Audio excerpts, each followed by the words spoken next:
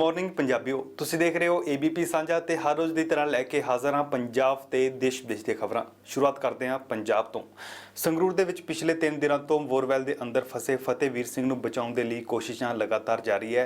लोकां वल्लों लगातार दुआवां कीतीआं जा रहीआं ने। NDRF की टीम लगातार राहत कार्य कर रही है। बोरवैल के बिल्कुल नेड़े एक खड्डा पट्टिया जा रहा है तां जो एक सुरंग बना के फतेहवीर सिंह तक पहुंचा जा सके। इस दे नाल ही अज सवेरे CCTV कैमरिਆਂ ਦੇ ਰਾਹੀਂ बोरवैल ਦੇ अंदर फसे फतेहवीर सिंह ਦੇ ਹੱਥਾਂ ਦੀ हरकत देखी गई सी।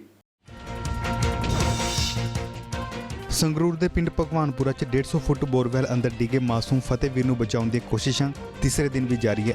2 साल का फतेहवीर सिंह वीरवार नूं शाम खेडदा होया बोरवैल च डिग गया सी। अज तीसरे दिन भी फतेहवीर नूं बचाउण दे लई राहत टीमां मौके ते मौजूद है ते जंगी पद्धर ते राहत कार्य जारी है। बोरवैल च ऑक्सीजन दी पाइपां अते कैमरे पहुंचाए गए ने अते अज सवेरे कैमरे राहीं फतेहवीर दे हत्थां दी हिलचुल दिखाई दित्ती गई। उधर NDRF की टीम वालों बोरवैल के बराबर एक वखरा खड्डा खोदे जा रहा है ते इस बोर राहीं 8-8 फुट दी लंबियां सुरंगां पाईआं जा रही हैं तां जो फतेहवीर तक पहुंचे जा सके। इसमें तकरीबन हम लोग जो है 86 to 90 फीट हम लोग जो है 3 फीट की जो बोरवेल है वो कर चुके हैं डेप्थ। अभी हमको तकरीबन उसमें 125 का डेप्थ अटेंड करना है, तो 125 की डेप्थ जब अटेंड हो जाएगी उसमें हमको तकरीबन 4 to 5 आवर्स और लग सकते हैं। अभी वो अटेंड होने के बाद फिर हम हॉरिजॉन्टल कट करके और फिर उसको हम एक्सट्रैक्ट कर सकते हैं। पहले 125 की डेप्थ मीट की जाएगी, फिर हॉरिजॉन्टल, मतलब कि जो टाइम कंज्यूमिंग प्रोसेस है अभी रात भी हो सकती है। 48 घंटे से ऊपर तो ऑलमोस्ट क्रॉस हो ही जाएंगे। तकरीबन अभी 86 to 90 हो चुका है। 125 फीट बोरवेल करने में और 3 to 4 आवर्स लगेंगे।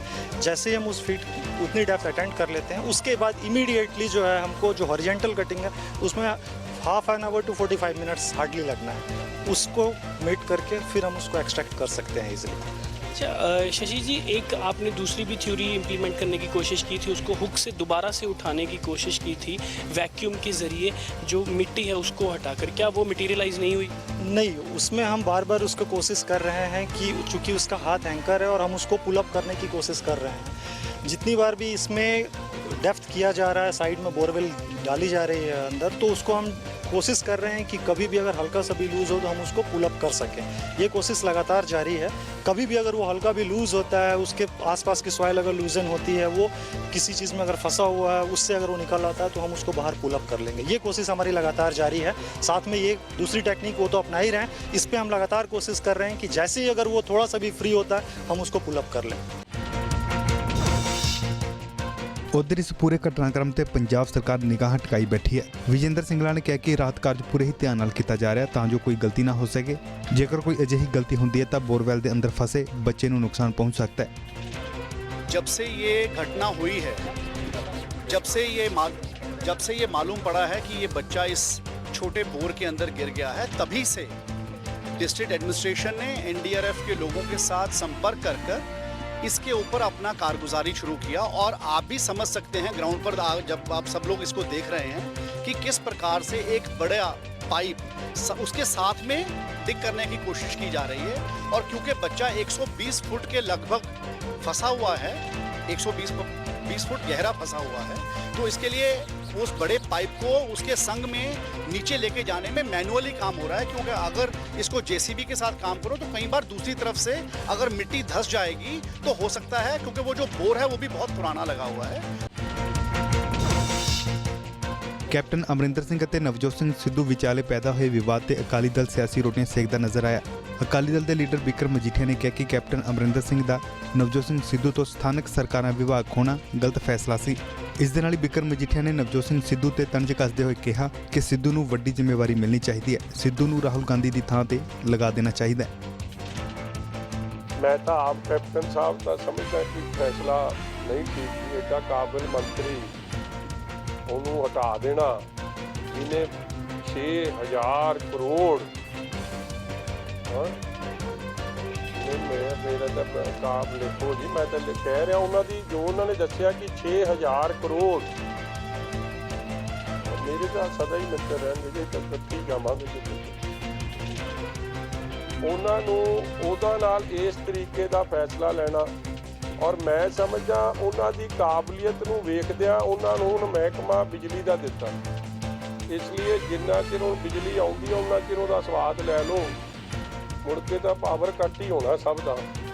ਤੇ ਇਹਨਾਂ ਨੂੰ ਕਿਉਂ ਨਾ ਇਹਨਾਂ ਦੀ ਕਾਬਲੀਅਤ ਨੂੰ ਵੇਖਦੇ ਆ। ਹੁਣ ਰਾਹੁਲ ਗਾਂਧੀ ਤਾਂ ਹੈਗਾ ਸ਼ੋਕ 'ਚ, ਤੇ ਲਾਫਟਰ ਸ਼ੋਅ ਨੂੰ ਲਾ ਦਿਓ, ਕੋਈ ਕਾਂਗਰਸੀਆਂ ਦੇ ਚਿਹਰਿਆਂ 'ਚ ਹਾਸਾ ਤਾਂ ਆਵੇ, ਇਹਨੂੰ ਪ੍ਰਧਾਨਗੀ ਆਲ ਇੰਡੀਆ ਕਾਂਗਰਸ ਦੀ ਦਿਵਾਉਣ, ਕਿਉਂਕਿ ਏਡੇ ਵੱਡੇ ਸਟੇਚਰ ਦਾ ਬੰਦਾ, ਏਡਾ ਕਾਬਲ ਬੰਦਾ, ਉਹਦੇ ਕੋਲੋਂ ਏਡਾ ਜਿਹਨੇ ਏਡੇ ਚੰਗੇ ਕੰਮ ਉਹ ਕਹਿੰਦਾ ਮੈਂ ਕੀਤੇ ਆ, ਉਹ ਤੋਂ ਇਹ ਵਜ਼ੀਰੀ ਲੈ ਲੈਣੀ। ਮੈਂ ਸਮਝਦਾ ਹੀ is a fit case for all India Congress ਦੀ ਪ੍ਰੈਜ਼ੀਡੈਂਟਸ਼ਿਪ। ਨਾਲੇ ਥੋੜਾ ਹਾਸਾ ਖੇਡਾ ਕਰਕੇ ਕਾਂਗਰਸ ਨੂੰ ਇਸ ICU ਤੋਂ ਕੱਢਣ 'ਚ ਕਾਮਯਾਬ ਰਹਿਣਗੇ। ਇਹਨਾਂ ਨੂੰ ਤਾਂ ਵੱਡੀ ਜ਼ਿੰਮੇਵਾਰੀ ਇੱਥੋਂ ਵੀ ਗਾਂਹ ਦੀ ਦੇਣੀ ਚਾਹੀਦੀ। ਇੱਕ ਬਿਆਨ ਦਿੱਤਾ ਜੀ ਕਿ ਮੈਂ ਏਡਾ ਚੰਗਾ ਕੰਮ ਕੀਤਾ ਹੈ ਕਿ ਮੈਂ 6000 ਕਰੋੜ ਦੇ ਉਹ ਬਣਾਈਆਂ ਸਕੀਮਾਂ, ਔਰ 10,000 ਕਰੋੜ, ਔਰ ਤੁਸੀਂ ਹੈਰਾਨ ਹੋ ਜਾਓਗੇ ਕਿ ਅੰਮ੍ਰਿਤਸਰ ਤਾਂ ਕੂੜਾ ਹੀ ਨਹੀਂ ਚੁੱਕਿਆ ਜਾਂਦਾ।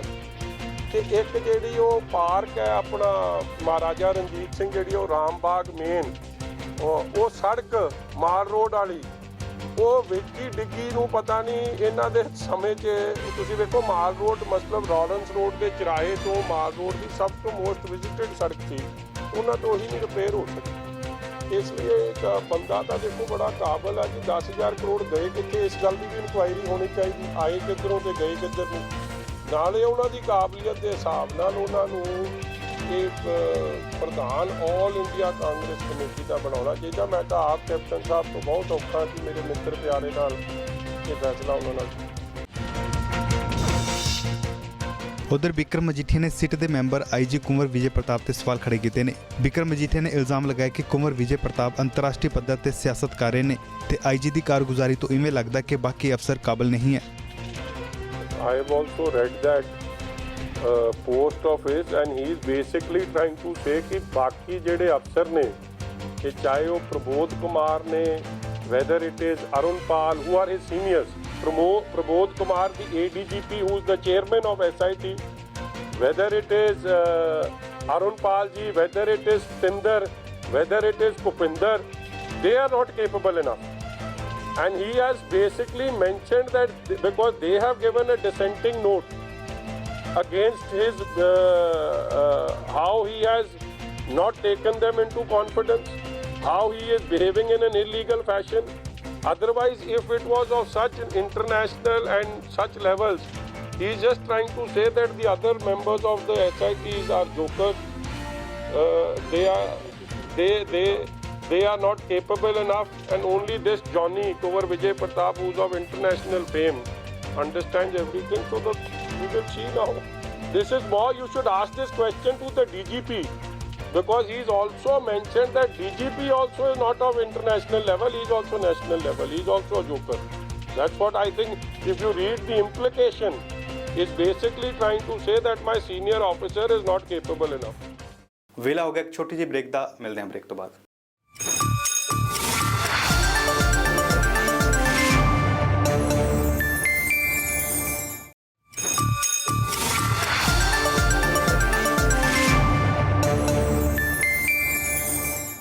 ਲੋਕ ਸਭਾ ਚੋਣਾਂ ਤੋਂ ਬਾਅਦ ਰਾਹੁਲ ਗਾਂਧੀ ਆਪਣੇ ਸੰਸਦੀ ਖੇਤਰ ਵਾਇਨਾਡ ਪਹੁੰਚੇ ਤੇ ਉੱਥੇ ਉਹਨਾਂ ਨੇ ਵੋਟਰਾਂ ਦਾ ਧੰਨਵਾਦ ਕੀਤਾ। ਇਸ ਦੇ ਨਾਲ ਹੀ ਰਾਹੁਲ ਗਾਂਧੀ ਨੇ ਪ੍ਰਧਾਨ ਮੰਤਰੀ ਨਰਿੰਦਰ ਮੋਦੀ ਤੇ ਇਲਜ਼ਾਮ ਲਾਏ ਕਿ ਨਰਿੰਦਰ ਮੋਦੀ ਜ਼ਹਿਰ ਵਾਲੀ ਰਾਜਨੀਤੀ ਕਰ ਰਹੇ ਨੇ। ਕੇਰਲ ਦੇ ਵਾਇਨਾਡ ਤੋਂ ਲੋਕ ਸਭਾ ਸੀਟ ਜਿੱਤਣ ਤੋਂ ਬਾਅਦ ਸ਼ਨੀਵਾਰ ਨੂੰ ਕਾਂਗਰਸ ਪ੍ਰਧਾਨ ਰਾਹੁਲ ਗਾਂਧੀ ਵਾਇਨਾਡ ਦੌਰੇ ਤੇ ਪਹੁੰਚੇ, ਜਿੱਥੇ ਉਹਨਾਂ ਵੱਲੋਂ ਕਾਲਪੇਟਾ 'ਚ ਰੋਡ ਸ਼ੋਅ ਕੱਢਿਆ ਗਿਆ। ਰਾਹੁਲ ਗਾਂਧੀ 3 ਦਿਨਾਂ ਦੇ ਲਈ ਕੇਰਲਾ ਪਹੁੰਚੇ ਹੋਏ ਨੇ ਤੇ ਵੋਟਰਾਂ ਦਾ ਧੰਨਵਾਦ ਕਰਨ ਦੇ ਲਈ ਸ਼ਨੀਵਾਰ ਨੂੰ ਵਾਇਨਾਡ ਜ਼ਿਲ੍ਹੇ ਦੇ ਕਾਲਪੇਟਾ 'ਚ ਪਹੁੰਚੇ। ਰਾਹੁਲ ਗਾਂਧੀ ਨੇ ਲੋਕ ਸਭਾ ਚੋਣਾਂ 4,31,770 ਵੋਟਾਂ ਦੇ ਅੰਤਰ ਨਾਲ ਜਿੱਤ ਹਾਸਲ ਕੀਤੀ ਸੀ ਅਤੇ CPI ਪਾਰਟੀ ਦੇ PP ਸੁਨੀਰ ਨੂੰ ਹਰਾਇਆ ਸੀ। ਵਾਇਨਾਡ ਤੋਂ ਇਲਾਵਾ ਰਾਹੁਲ ਗਾਂਧੀ ਉੱਤਰ ਪ੍ਰਦੇਸ਼ ਦੀ ਲੋਕ ਸਭਾ ਸੀਟ ਅਮੇਠੀ ਤੋਂ ਵੀ ਚੋਣ ਲੜੇ ਸਨ, ਪਰ ਉੱਥੋਂ BJP ਦੀ ਸਮ੍ਰਿਤੀ ਇਰਾਨੀ ਨੇ ਉਹਨਾਂ ਨੂੰ ਹਰਾ ਦਿੱਤਾ ਸੀ ਤੇ ਹੁਣ ਵਾਇਨਾਡ ਸੀਟ ਜਿੱਤਣ ਤੋਂ ਬਾਅਦ ਸ਼ੁੱਕਰਵਾਰ ਨੂੰ ਰਾਹੁਲ ਗਾਂਧੀ ਵੋਟਰਾਂ ਦਾ ਧੰਨਵਾਦ ਕਰਨ ਦੇ ਲਈ ਕੇਰਲਾ ਪਹੁੰਚੇ ਤੇ ਸ਼ਨੀਵਾਰ ਨੂੰ ਦੂਸਰੇ ਦਿਨ ਕਾਲਪੇਟਾ 'ਚ ਰੋਡ ਸ਼ੋਅ ਕੱਢਿਆ ਗਿਆ।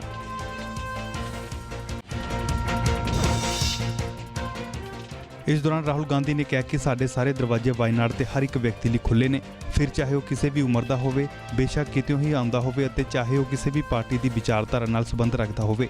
ਇਸ ਦੌਰਾਨ ਉਹਨਾਂ ਨੇ ਪ੍ਰਧਾਨ ਮੰਤਰੀ ਨਰਿੰਦਰ ਮੋਦੀ ਤੇ ਨਿਸ਼ਾਨਾ ਸਾਧਿਆ ਕਿਹਾ ਕਿ ਕੌਮੀ ਪੱਧਰ ਤੇ ਅਸੀਂ ਜ਼ਹਿਰ ਦੇ ਨਾਲ ਲੜ ਰਹੇ ਸਨ। ਨਰਿੰਦਰ ਮੋਦੀ ਜ਼ਹਿਰ ਦੀ ਵਰਤੋਂ ਕਰਦੇ ਨੇ, ਮੈਂ ਇੱਕ ਮਜ਼ਬੂਤ ਸ਼ਬਦ ਦੀ ਵਰਤੋਂ ਕਰ ਰਿਹਾ। ਪ੍ਰਧਾਨ ਮੰਤਰੀ ਨਰਿੰਦਰ ਮੋਦੀ ਇਸ ਦੇਸ਼ ਨੂੰ ਵੰਡਣ ਦੇ ਲਈ ਨਫ਼ਰਤ ਅਤੇ ਜ਼ਹਿਰ ਦੀ ਵਰਤੋਂ ਕਰ ਰਹੇ ਨੇ। Mr. Narendra Modi uses the poison. I'm using a strong word. But Mr. Narendra Modi uses the poison of hatred to divide this country. He uses hatred and anger to divide the people of this country. And he uses lies to win elections. The Congress party has always stood for truth, love and affection. And we will continue to fight Mr. Narendra Modi. We will continue to fight his lies. We will continue to fight his hatred. We will continue to fight his anger. He represents the worst. He represents the worst sentiments of this country. He represents anger. He represents hatred. He represents insecurity. And he represents lies. So I thank you very much for your support. And I'm going to stand with you. And I'm going to fight for your issues. ਪ੍ਰਧਾਨ ਮੰਤਰੀ ਨਰਿੰਦਰ ਮੋਦੀ ਵੀ ਅੱਜ ਕੇਰਲ ਦੇ ਤਿਰਸੂਰ ਪਹੁੰਚੇ, ਜਿੱਥੇ ਉਹਨਾਂ BJP ਵਰਕਰਾਂ ਦਾ ਚੋਣਾਂ ਦੌਰਾਨ ਕੀਤੇ ਗਏ ਕੰਮ ਦਾ ਜ਼ਿਕਰ ਕਰਦਿਆਂ ਧੰਨਵਾਦ ਕੀਤਾ ਅਤੇ ਵਿਰੋਧੀਆਂ ਤੇ ਨਿਸ਼ਾਨੇ ਲਗਾਏ। ਸੰਬੋਧਨ ਤੋਂ ਪਹਿਲਾਂ ਪ੍ਰਧਾਨ ਮੰਤਰੀ ਨਰਿੰਦਰ ਮੋਦੀ ਨੇ ਗੁਰਵਾਯੂਰ 'ਚ ਸਥਿਤ ਸ੍ਰੀ ਕ੍ਰਿਸ਼ਨਾ ਮੰਦਿਰ 'ਚ ਵਿਸ਼ੇਸ਼ ਪੂਜਾ ਕੀਤੀ। ਇਸ ਪੂਜਾ ਦੇ ਵਿੱਚ ਕਰੀਬ 1 ਕੁਇੰਟਲ 12 ਕਿਲੋ ਫੁੱਲਾਂ ਦੀ ਵਰਤੋਂ ਕੀਤੀ ਗਈ। आगे बढ़े और 130 करोड़ देशवासियों के सपनों को साकार करने के लिए एक नई ऊर्जा, नई शक्ति, नए सामर्थ्य, नए संकल्प के साथ चल पड़े। इसी एक भावना के साथ मैं फिर एक बार गुरुवायूर की पवित्र धरती को नमन करता हूं, केरल के सभी नागरिकों को आदरपूर्वक नमन करता हूं और हम सब मिलकर के उज्जवल भविष्य के लिए, भव्य भारत के लिए, नए भारत के लिए, नए स्पिरिट के लिए आगे बढ़े। इसी एक भावना के साथ मैं फिर एक बार आपका बहुत बहुत धन्यवाद करता हूं। ਦਿੱਲੀ 'ਚ ਕੇਜਰੀਵਾਲ ਸਰਕਾਰ ਲਗਾਤਾਰ ਵਿਰੋਧੀਆਂ ਦੇ ਸ਼ਿਕੰਜੇ 'ਚ ਘਿਰਦੀ ਦਿਖਾਈ ਦੇ ਰਹੀ ਹੈ। ਮੁੱਖ ਮੰਤਰੀ ਅਰਵਿੰਦ ਕੇਜਰੀਵਾਲ ਵੱਲੋਂ ਦਿੱਲੀ 'ਚ ਮਹਿਲਾਵਾਂ ਨੂੰ ਫ੍ਰੀ ਸਫ਼ਰ ਕਰਨ ਵਾਲੇ ਐਲਾਨ ਤੋਂ ਬਾਅਦ ਬੀਜੇਪੀ ਲਗਾਤਾਰ ਆਮ ਆਦਮੀ ਪਾਰਟੀ ਤੇ ਇਲਜ਼ਾਮ ਲਗਾ ਰਹੀ ਹੈ। ਬੀਜੇਪੀ ਦੇ ਦਿੱਲੀ ਪ੍ਰਧਾਨ ਮਨੋਜ ਤਿਵਾਰੀ ਨੇ ਕਿਹਾ ਕਿ ਅਰਵਿੰਦ ਕੇਜਰੀਵਾਲ ਸਿਰਫ ਐਲਾਨ ਕਰਦੇ ਨੇ ਅਤੇ ਜ਼ਮੀਨੀ ਪੱਧਰ ਤੇ ਇਸ ਦਾ ਕੰਮ ਨਹੀਂ ਹੁੰਦਾ। ਦਿੱਲੀ ਦੇ ਲੋਕਾਂ ਨੂੰ ਹਾਲੇ ਤੱਕ ਪਾਣੀ ਵੀ ਨਹੀਂ ਮਿਲਿਆ ਅਤੇ ਬਿਜਲੀ ਵੀ 3 ਗੁਣਾ ਮਹਿੰਗੀ ਮਿਲ ਰਹੀ ਹੈ। आपने जितनी घोषणाएं की हैं, सभी घोषणाओं में से कई ऐसी घोषणाएं हैं जो बहुत ही अच्छी हैं। फ्री पानी मिलना चाहिए, हमने कहा देना ही चाहिए। आपने कहा देंगे लेकिन नहीं दिया। आज गटर का पानी पीने के लोग मजबूर हैं। आपने कहा था हम फ्री वाईफाई देंगे, हमने कहाँ उसका विरोध किया। हमने तो कहा जल्दी दे दीजिए। अब 5 साल पूरा होने को आ गया है, आपने दिया ही नहीं। आपने कहा था कि हम हाफ रेट में बिजली देंगे, आपने 3 गुना ज़्यादा बढ़ा दी। ये तो अपनी असफलता को छुपाने का एक प्रयास है। अभी भी जो वो कह रहे हैं कि हम बसों में फ्री बिठाएंगे, तो हमने तो कहा कि आप महिलाओं को ही बैठाइए, बड़ी अच्छी बात है। सीनियर सिटीजन को क्यों छोड़ दिया? बड़े बुजुर्गों से क्या दुश्मनी है आपको? बच्चों को क्यों छोड़ दिया? जो सरकारी कर्मचारी हैं उनको क्यों छोड़ दिया? हम तो इसको हमेशा कह रहे हैं कि आप जो 70 वादा किए हैं आप उसको पूरा करिए। लेकिन समस्या क्या है आम आदमी पार्टी की? ये सिर्फ घोषणाएं करते हैं, पूरा नहीं करते। ये पूरा दिल्ली बोल रही है ना, बसों में मार्शल कहाँ है, सीसीटीवी कहाँ है, 1000 इलेक्ट्रिक बसें कहाँ हैं? तो हम तो हैरान हैं। अरे भाई, आम आदमी पार्टी के तरफ से जितने लोग हैं वो समझाएं जरा सा अरविंद केजरीवाल जी को और मनीष सिसोदिया जी को कि हम सारी अच्छी योजनाओं के समर्थक हैं, हम इसको विरोधी नहीं हैं। ਲੋਕ ਸਭਾ ਚੋਣਾਂ ਦੌਰਾਨ ਬੀਜੇਪੀ ਨੇ ਜੰਮੂ ਕਸ਼ਮੀਰ 'ਚ ਧਾਰਾ 370 ਹਟਾਉਣ ਦਾ ਵਾਅਦਾ ਕੀਤਾ ਸੀ, ਜਿਸ ਤੇ ਅਮਿਤ ਸ਼ਾਹ ਨੇ ਖੁਦ ਕਿਹਾ ਸੀ ਕਿ ਜਦੋਂ ਸੱਤਾ 'ਚ ਆਉਣਗੇ ਤਾਂ ਧਾਰਾ 370 ਹਟਾ ਦਿੱਤੀ ਜਾਵੇਗੀ ਤੇ ਹੁਣ ਗ੍ਰਹਿ ਮੰਤਰਾਲਾ ਵੀ ਅਮਿਤ ਸ਼ਾਹ ਕੋਲ ਹੈ। ਸਵਾਲ ਖੜਾ ਹੁੰਦਾ ਹੈ ਕਿ ਬੀਜੇਪੀ ਧਾਰਾ 370 ਹਟਾਏਗੀ ਜਾਂ ਨਹੀਂ, ਜਿਸ ਤੇ ਕੇਂਦਰੀ ਵਿੱਤ ਰਾਜ ਮੰਤਰੀ ਅਨੁਰਾਗ ਠਾਕੁਰ ਨੇ ਸਾਫ਼ ਕਰ ਦਿੱਤਾ ਕਿ ਜਿਹੜਾ ਵਾਅਦਾ ਬੀਜੇਪੀ ਨੇ ਕੀਤਾ ਸੀ ਉਹ ਜ਼ਰੂਰ ਪੂਰਾ ਕੀਤਾ ਜਾਵੇਗਾ। आपने ये दावा किया था कि मोदी सरकार दोबारा आएगी तो धारा 370 बैठेगी, 35 हटेगी। अब गृह मंत्री जो है अमित शाह के हाथों में ये कमान है, तो अब क्या उम्मीद है? हमने जो कहा वो पहले भी किया और जो इस बार स्वयं राष्ट्रीय अध्यक्ष ने कहा था हम उसको भी पूरा करके दें। देखिए, लोकतंत्र में सबसे बड़ी आवाज़ जनता की है, वोट की है। ना बुलेट बैलेट को कम कर सकती है, और ना ही किसी की जुबान लोगों के दिए हुए मतदान को फीका कर सकती है। ਬੀਜੇਪੀ ਨੇ ਦਾਅਵਾ ਕੀਤਾ ਕਿ ਜਦੋਂ ਭਾਰਤ 2047 'ਚ ਆਜ਼ਾਦੀ ਦੀ ਸ਼ਤਾਬਦੀ ਮਨਾਏਗਾ ਤਾਂ ਉਦੋਂ ਤੱਕ ਭਾਰਤ ਵਿਸ਼ਵ ਗੁਰੂ ਬਣ ਜਾਵੇਗਾ। ਇਸ ਦੇ ਨਾਲ ਹੀ ਬੀਜੇਪੀ ਦੇ ਜਨਰਲ ਸੈਕਟਰੀ ਰਾਮ ਮਾਧਵ ਨੇ ਕਿਹਾ ਕਿ ਰਾਸ਼ਟਰਵਾਦ ਬੀਜੇਪੀ ਦੇ ਡੀਐਨਏ 'ਚ ਵਸਿਆ ਹੋਇਆ ਤੇ ਅਸੀਂ ਭਾਰਤ ਨੂੰ ਵਿਸ਼ਵ ਗੁਰੂ ਬਣਾ ਕੇ ਰਹਾਂਗੇ। मैं कहना चाहता हूँ भाइयों बहनों, राष्ट्रवाद नेशनलिज्म बीजेपी की डीएनए है, बीजेपी की पहचान है। चुनाव हो चुनाव नहीं हो, बीजेपी यानी राष्ट्रवाद है, राष्ट्रवाद यानी बीजेपी है। नेशनल विपक्ष की हाल तो बहुत दुखी है, बेचारे विपक्ष वाले क्या करना है समझ में ही नहीं आ रहा है। कांग्रेस पार्टी तो दुकान बंद कर दिया, बोला कि 1 महीना छुट्टी दे दिया है, अभी बंद है। बोल रहे कि 1 महीने के बाद खोलेंगे, पता नहीं वो 1 महीना कब समाप्त होगा, कब दुकान खोला जाएगा, कब बोलने के लिए सामने आएंगे। बहुत ही डिमोरलाइज्ड सिचुएशन में आज कांग्रेस पार्टी है और बाकी विपक्षी दलों को भी कुछ समझ में नहीं आ रहा है। मैं कल तेलंगाना में था तो तेलंगाना का मुख्यमंत्री स्वप्न देखता था कि मोदी जी को मेजॉरिटी नहीं आएगा तब तो वो हमारा समर्थन मांगेंगे, मैं किंग मेकर बन जाऊंगा, किंग मेकर। हम कहते थे कि भैया किंग तो हमारे पास है, हमको किंग मेकर की जरूरत नहीं है, हमारे मोदी जी है। ਵੇਲਾ ਹੋ ਗਿਆ ਕੋਹ ਛੋਟੇ ਜਿਹੇ ਬ੍ਰੇਕ ਦਾ, ਮਿਲਦੇ ਆ ਬ੍ਰੇਕ ਤੋਂ ਬਾਅਦ।